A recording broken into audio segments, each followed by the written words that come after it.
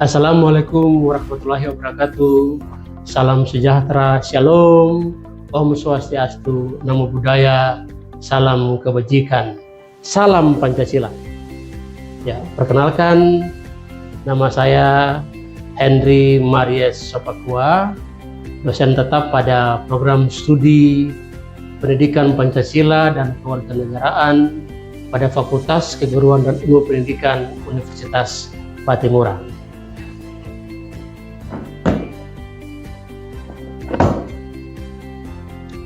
Dengan video ini saya menyampaikan pernyataan diri dosen untuk unit kerja Tridharma Perguruan Tinggi dalam bidang pengajaran. Saya mengampu beberapa mata kuliah pada program studi Pendidikan Pancasila dan Kewarganegaraan. Di antaranya yang akan saya sajikan yaitu mata kuliah Ilmu Politik. Sebagai tim teaching dari mata kuliah ini, kami telah membagi dan saya mendapat beberapa bagian materi, di antaranya materi yang akan saya sajikan lewat video pembelajaran ini yaitu politik sebagai seni. Bobot materi ini adalah 2 SKS dengan penerapan metode delivery, interaction, dan assessment, baik dilaksanakan secara offline maupun secara online.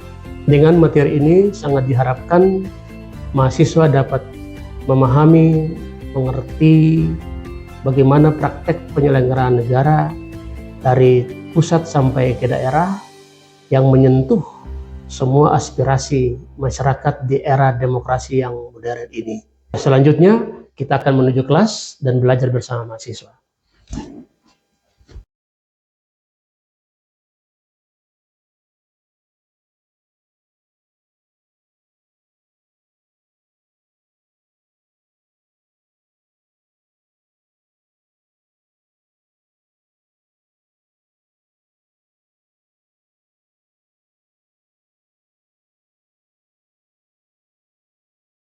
Sejahtera, Om Swastiastu, Namo Buddhaya, salam kebajikan, salam Pancasila. Salam Pancasila. Pancasila. Pancasila sakti, rakyat damai sejahtera. Indonesia jaya. Indonesia jaya. Coba semua tepuk tangan. Ternyata Anda punya semangat itu luar biasa menyongsong hari kemerdekaan Republik Indonesia yang keberapa? 81. Ya. Oke. Baik, senang sekali bisa kita ketemu lagi di pertemuan hari ini. Kita tetap akan melanjutkan dengan mata kuliah apa? Masih ilmu politik ya? Ya. Kita akan dengan mata kuliah ilmu politik. Hari ini kita akan melanjutkan materi kita sebelumnya. Tapi sebelum kita mulai, mari saya ajak kita berdoa masing-masing menurut agama dan kepercayaan kita. Berdoa mulai.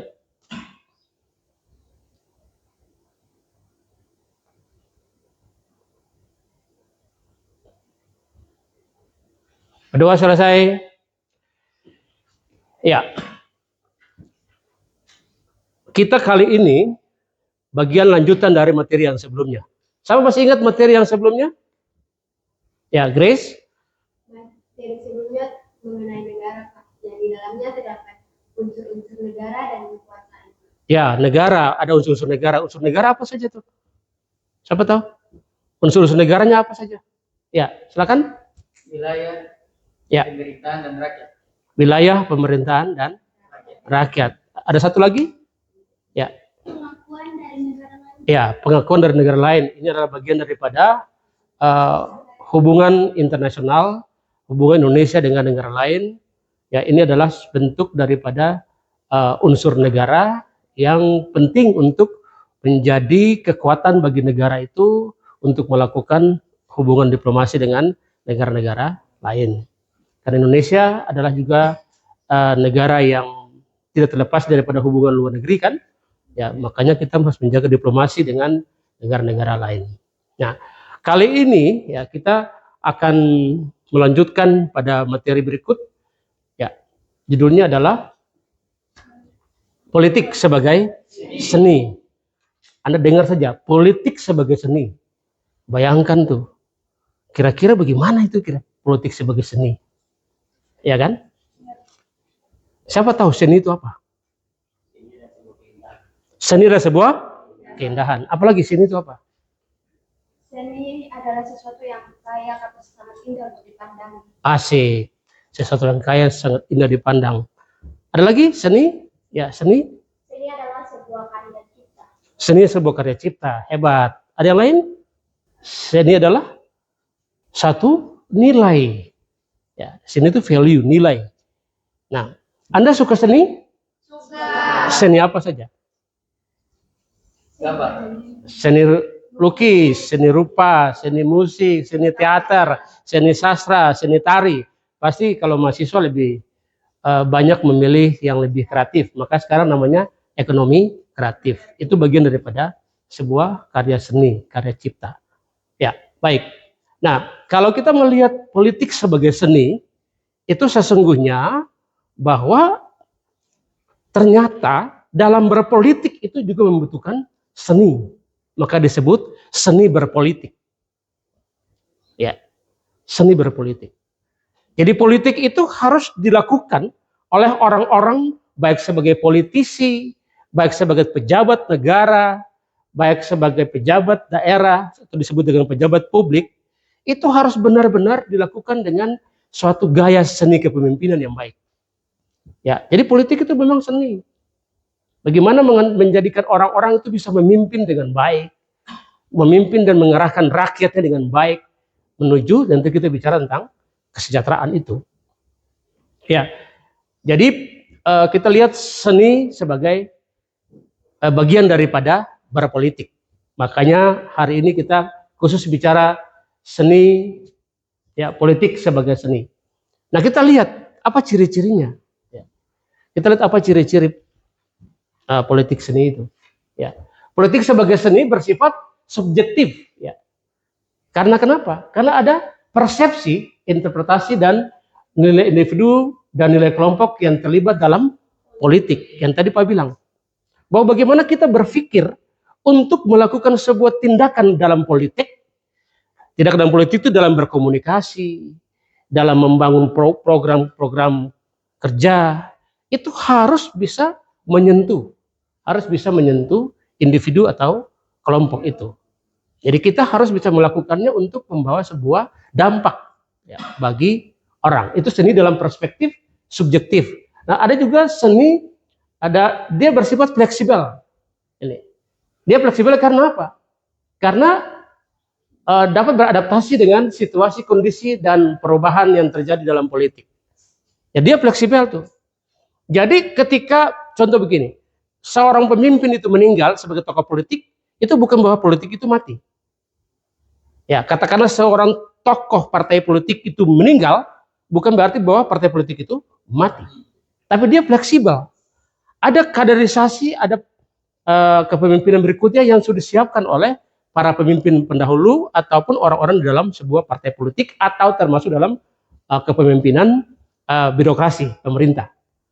Nah, pemerintah itu juga adalah bagian daripada politik, ya, bukan cuma partai politik, bukan cuma lembaga-lembaga politik, bukan juga lembaga-lembaga negara, tapi semua merupakan suatu sistem dalam pemerintahan dalam negara yang bertujuan untuk mencapai tujuan Indonesia. Ya, mencapai tujuan Indonesia adalah menjadikan Indonesia adil dan makmur. Yang keempat, Undang-Undang Dasar 1945.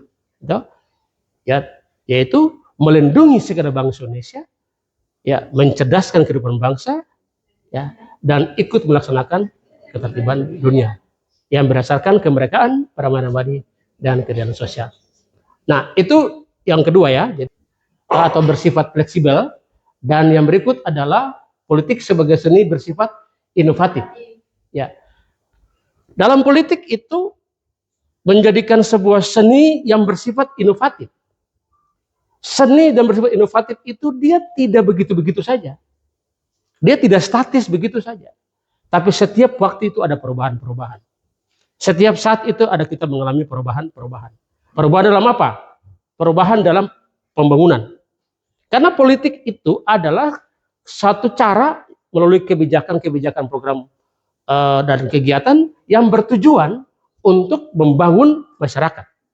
Membangun masyarakat tentunya tujuan utamanya adalah mencapai masyarakat yang adil dan makmur. Itu yang terpenting, ya kan? Nah, karena itu politik itu harus dinamis, politik itu harus fleksibel, ya. Tapi juga politik itu harus inovatif, harus menghasilkan satu karya inovatif, harus menghasilkan suasana hidup bernegara yang lebih berkembang. Inovatif itu adalah sebuah perkembangan sebenarnya, perubahan yang terjadi dari waktu ke waktu. Ya, saya kira itu yang penting untuk kita memperhatikan. Jadi sampai sini ada yang mau tanya? Silakan. Seperti yang tadi Bapak bilang bahwa politik itu bersifat inovatif. Terus apakah seorang seniman politik dapat menghalalkan atau melakukan sebagai cara untuk yang dia mau? Iya, bisa. Jadi seorang seniman ya, seorang seniman. Seniman itu berpolitik lewat apa? Lewat karya. Seniman musik, dia berpolitik lewat apa? Lagu. Ya, Anda tahu Iwan Fals kan? Nah, Iwan Fals itu melakukan sebuah cara dalam lagunya untuk apa? Untuk mengevaluasi pemerintah, untuk mengkritik pemerintah. Ya, misalnya lagu apa? Tikus politik, Bento. Nah, ya kan? Itu adalah lagu-lagu para seniman musik yang dipakai sebagai sarana untuk melakukan kritik terhadap pemerintah, tapi juga memberikan masukan kepada negara. Itu kira-kira. Jadi bagus sekali pertanyaannya, Nak. Ada lagi yang mau tanya? Masih ada? Ya, baik. Karena itu seni dalam berpolitik atau politik sebagai seni itu harus dijadikan sebagai suatu alasan, suatu latar belakang untuk orang selalu menciptakan apa yang namanya kesejukan. Untuk selalu terciptanya kenyamanan. Untuk selalu dilakukannya atau terciptanya ya keadilan. Ya, itu yang dimaksudkan untuk bagaimana seni berperan untuk melakukan sesuatu hal yang berkaitan dengan hidup dalam bernegara. Nah, nanti kita akan temukan seni itu dia bisa dipakai, politik sebagai seni dapat dipakai untuk hal yang baik, hal yang benar, tapi juga bisa terjadi hal-hal yang buruk. Nanti kita akan lihat ke depan. Apa politik sebagai seni? Di sini menyebutkan adalah salah satu cara untuk memahami fenomena politik yang melibatkan unsur-unsur apa tadi? Kreatif. Unsur-unsur estetik, keindahan, dan unsur ekspresif. Apa yang bisa kita lakukan, apa yang bisa kita tampilkan. Ya, jadi bukan saja politik sebagai ilmu ya yang bersifat rasional, analisis dan empiris, ya politik sebagai praktek juga mengandung makna strategis, taktis dan operasional. Ya. Nah, karena itu ruang lingkup politik sebagai seni itu dia mencakup hal-hal yang sangat universal. Mengapa? Karena akan ada orang-orang yang melakukan tugasnya sebagai pejabat negara untuk mengembangkan apa yang menjadi tugas tanggung jawab dan kewenangannya. Ya. Jadi itu yang kita lihat bahwa banyak orang ingin melakukan hal-hal yang baik, tapi juga banyak orang melakukan hal-hal baik ya, dengan tujuan untuk pribadinya, ya toh? Ya, itu terjadi. Ya, makanya tadi saya bilang bahwa ada yang dengan cara-cara yang baik, ada dengan cara-cara yang buruk. Ada dengan cara-cara yang baik, tapi atau cara-cara yang buruk tapi bermotif baik, ya toh? Kadang-kadang orang itu melakukan, dia ingin untuk melakukan atau dia berkeinginan untuk melakukan hal yang buruk, tapi dia pura-pura baik. Nah, dalam politik juga begitu. Dalam komunikasi politik, dalam kebijakan politik itu juga begitu. Nah, karena itu tadi saya bilang ada kelemahan dan kekurangan. Ya, coba Anda perhatikan kelemahannya. Kelemahannya adalah politik sebagai seni dapat menimbulkan manipulasi, ya, dan distorsi, gangguan. Ya. Gangguan apa? Untuk dia bisa mengeksploitasi emosi orang. Maka jangan heran kalau terjadi apa? Demonstrasi. Dia memancing orang. Tadi dibilang membuat sebuah keadaan yang chaos. Dengan alasan apa? Menyampaikan aspirasi. Padahal dia mengumpulkan massa untuk mencapai tujuannya, tapi dengan cara yang lebih keras. Itu kekurangannya. Ada terlihat baik, ya diatur untuk kebaikan, tapi juga ada orang mengatur dengan caranya untuk merusak. Jadi demonstrasi itu sebenarnya cara baik. Cara baik. Yang sayangnya adalah merusak, menghancurkan. Sangat dipahami. Tapi yang disesalkan adalah bisa menimbulkan korban. Termasuk harta benda. Ya, bakar membakar. Itu bukan ciri yang baik. Itu bukan seni yang baik. Ya, politik oke. Seni berpolitik itu tidak diinginkan adanya sebuah cara-cara yang membuat rusak atau membuat masalah lebih besar yang ditimbulkan karena cara itu, karena keinginan orang yang dipakai dengan cara-cara untuk mengganggu ketertiban, mengganggu keamanan, dan mengganggu semua tujuan daripada negara ini. Jadi ketika kita melihat bahwa ada kebaikan dan keburukan dari politik sebagai seni, maka yang penting bagi kita adalah kita menunjukkan karakter, ya, menunjukkan cara kita, perilaku kita, ya, supaya kita tidak terjebak dalam apa? Dalam isu apa tadi? Provokasi. Ya, sebagai generasi muda, ya, sebagai orang-orang berintelektual, jangan kita terjebak yang namanya provokasi. Jangan kita terjebak dengan hoax. Tapi kita benar-benar harus menggunakan akal kita yang baik untuk mengerti, oh ternyata ada seni berpikir di situ. Tadi kan dalam hal politik sebagai ilmu, itu bagaimana kita berpikir hal yang baik, yang positif. Kita sudah bisa menyampaikan beberapa bagian penting dalam materi politik sebagai seni. Mungkin sebelum saya lanjutkan, ada yang mau tanya? Tadi ada yang gelisah-gelisah mau tanya. Silakan. Ada yang mau tanya? Silakan, Nak. Pak, terkait yang perlakuan kekurangan tadi itu kan tadi Bapak pernah membahas tentang demo. Iya. Itu memang bisa mengakibatkan seperti kerusakan fasilitas umum. Ya. Tapi kan itu juga harus dilihat mengapa mereka melakukan sesuatu itu. Pertama, seperti isu-isu yang kita lihat sekarang ini tidak balik dari makanya mereka melakukan seperti itu. Lalu bagaimana kita membedakan yang benar-benar buruk dan yang benar-benar baik? Ya, baik.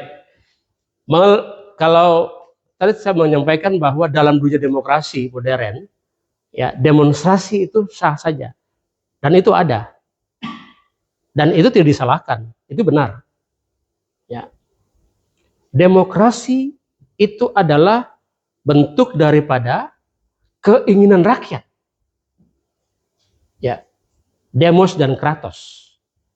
Ya, rakyat yang bersuara, rakyat yang mau. Tapi yang paling penting kita ingat bahwa harus berjalan sesuai dengan apa yang diinginkan. Jangan sampai kita menganggap ini sebuah kebebasan. Ya. Lalu kita mau bikin apa saja, mau berbuat apa saja, mau bersuara apa saja. Orang menganggap demokrasi itu kebebasan. Padahal kebebasan yang kebablasan. Bukan kebebasan. Kebebasan yang bertanggung jawab. Ya. Mengapa? Karena itu ada tersumbat komunikasi antara rakyat dan pemerintah. Ya. Lewat siapa? Mestinya lewat para pelaku-pelaku atau para politisi. ya, para pemerintah itu harus tanggap terhadap keinginan rakyat. Nah, saudara tahu bahwa hal itu terjadi karena apa? Karena rakyat itu tidak mendapat efek langsung dari sebuah kebijakan atau program pemerintah. Rakyat merasakan, rakyat tidak merasakan itu. Bisa paham? Nah, lalu rakyat beraksi. Tapi tadi saya sampaikan, hati-hati, ya, jangan sampai kita terperangkap dalam provokasi tadi. Ya kan? Orang yang punya kepentingan nih, dia pakai kita. Ribut kita. Ribut begitu, bakar-bakar, rusak-rusak. Yang korban siapa? Manusia yang korban. Tapi ada satu hal positif dalam dunia demokrasi juga, bahwa dengan adanya demonstrasi-demonstrasi besar itu sebenarnya menjadi kekuatan untuk mendobrak sebuah rezim, sebuah masa pemerintahan, sebuah proses pemerintahan yang dianggap menyimpang, lalu tidak didengar, tidak memperhatikan rakyat, rakyat bereaksi, dan itu hal yang positif yang kita temukan. Nah, yang paling berbahaya adalah kita terperangkap dari orang-orang mengisukan sesuatu hal yang bersifat provokasi kita, lalu kita rusak. Tidak menghasilkan apa-apa.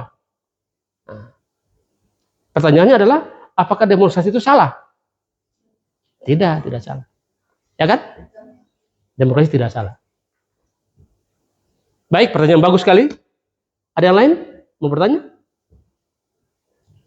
Kalau sudah tidak ada, kita akan lanjutkan pada materi kita di minggu depan, mempersiapkan materi kita minggu depan. Itu seperti biasa, ada 3 kelompok toh? Ya.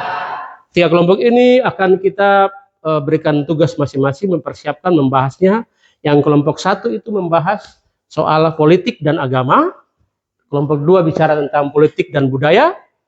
Nah, kelompok 3 bicara politik dan ekonomi. Nah, ini Anda harus bahas untuk kita presentasikan minggu depan terkait dengan materi kita di minggu depan. Karena itu yang paling penting untuk kita, tetap semangat, tetap jaga kesehatan, ya, tetap belajar, ya kan? Ya, supaya Anda punya keinginan bisa sukses. Pakai cara-cara apa? Seni yang halus. Salam Pancasila. Salam Pancasila. Ya, sampai ketemu di minggu depan.